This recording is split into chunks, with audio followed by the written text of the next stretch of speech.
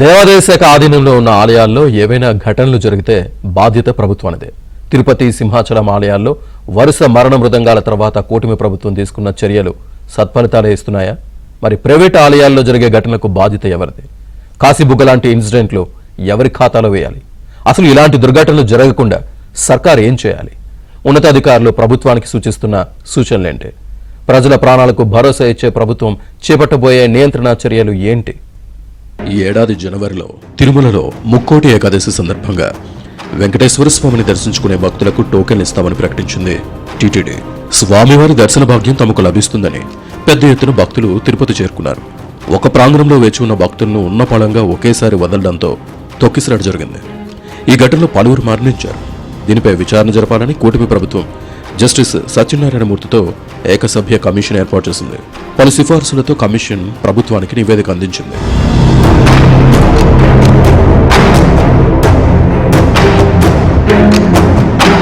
ఇక ఇదే ఏడాది ఏప్రిల్ 30న సింహాద్రి అప్పన్నస్వామి చందనోత్సవం సందర్భంగా ఆలయంలో గోడ కూలింది. ఈ ఘటనలోనూ మరికొందరు భక్తులు మరణించారు. ఆలయాల్లో ఇలాంటి దుర్ఘటనల నివారణకు ప్రభుత్వం కేబినెట్ సబ్ కమిటీని నియమించింది. ఆలయాల్లో విశేష పర్వదినాల రోజుల్లో రద్దీని నివారించి ఎలాంటి తొక్కిసలాట ఘటనలు జరగకుండా చూడడం, భక్తులకు దేవుడి దర్శనం సులభంగా అయ్యేలా ఏర్పాట్లపై తగిన సలహాలు, సూచనలు ఇవ్వాలని ఈ కమిటీని ఆదేశించింది ప్రభుత్వం. పలుమార్లు పలుచోట్ల అధ్యయనం చేసి తగు సూచనలతో కూడిన నివేదికను సర్కార్కిచ్చింది కేబినెట్ సబ్ కమిటీ. ప్రభుత్వ అజమాయిషీలో అంటే దేవాదాయ శాఖ పరిధిలో ఉన్న అన్ని ఆలయాల్లో రద్దీ నివారణ, భక్తులకు శీఘ్ర దర్శనం లభించేలా ఈ కమిటీ పలు సిఫార్సులు చేసింది. విశేష పర్వదినాల్లో కేబినెట్ సబ్ కమిటీ చేసిన సూచనలను దేవాదాయ శాఖ అధికారులు అమలు చేస్తున్నారు. దేవాదాయ శాఖ ఆలయాలకు సంబంధించి ఓకే, ఇప్పుడు వచ్చిన చిక్కంతా ప్రైవేటు వ్యక్తుల ఆధీనంలో ఉన్న ఆలయాలపైన. వీటిపై అజమాయిషీ ఎవరికి ఉండాలనే అంశంపై తర్జన భర్జన పడుతోంది అధికార యంత్రాంగం. ప్రైవేటు ఆలయాల్లో ప్రభుత్వం జోక్యం చేసుకుంటే ప్రైవేట్ సంస్థలు, ట్రస్టీలు, కమిటీలు అంగీకరించవు. శ్రీకాకుళం జిల్లా కాశీబుగ్గ వెంకటేశ్వర స్వామి ఆలయ ఘటన ఏం గుణపాఠం నేర్పిస్తోంది? ఈ ఆలయాన్ని ముకుంద పాండా అనే శ్రీవారి భక్తుడు నిర్మించారు. తనకున్న 12 ఎకరాల సొంత స్థలంలోనే ఆలయాన్ని నిర్మించారు. భక్తులకు దర్శనానికి అనుమతిచ్చారు. చిన్న తిరుపతిగా విశేష ప్రాచుర్యం పొందిన కాశీబుగ్గ వెంకటేశ్వర స్వామి ఆలయానికి అనతి కాలంలోనే పేరు ప్రఖ్యాతులు వచ్చాయి.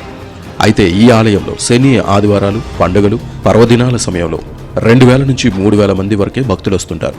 కార్తీక మాసం శనివారం ఏకాదశి కలిసి రావడంతో ధర్మకర్తలు కూడా ఊహించిన విధంగా ఒకేసారి వేలాది మందికి పైగా భక్తులు తరలివచ్చారు. ఈ ఆలయానికి వెళితే కోరిన కోరికలు నెరవేరుతాయని సోషల్ మీడియాలో బాగా ప్రచారం జరిగింది. కొత్తగా నిర్మించిన ఆలయం ఎలా ఉందో చూసేందుకు కూడా భక్తులు ఆసక్తితో పోటెత్తారు.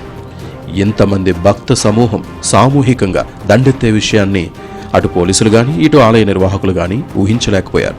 ఉదయం 11:30 ప్రాంతంలో ఒక్కసారిగా భక్తులు నెట్టుకోవడంతో రైలింగ్ విరిగిపోయింది.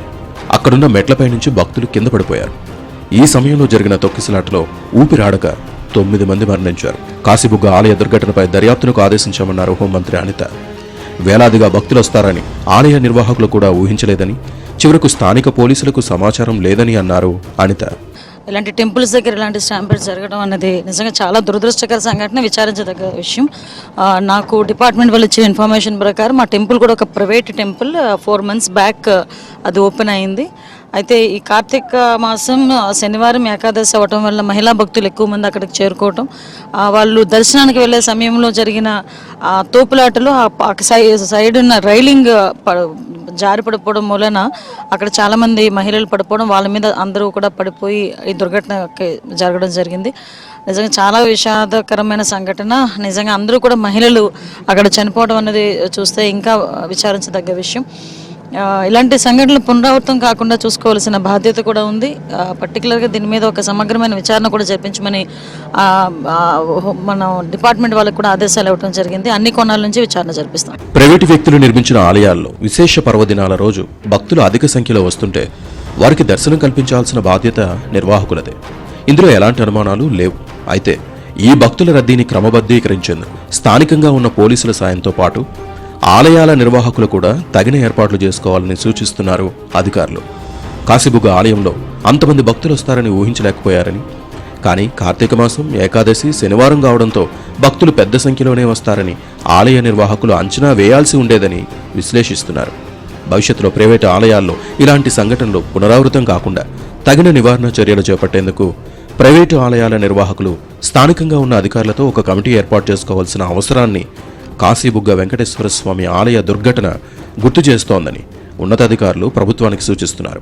అల్టిమేట్గా ప్రజల ప్రాణాలు కాపాడాల్సిన బాధ్యత ప్రభుత్వంపైనే ఉన్నందున ప్రైవేటు ఆలయాల్లో నియంత్రణా చర్యలు తప్పవని సూచిస్తున్నారు ఉన్నతాధికారులు.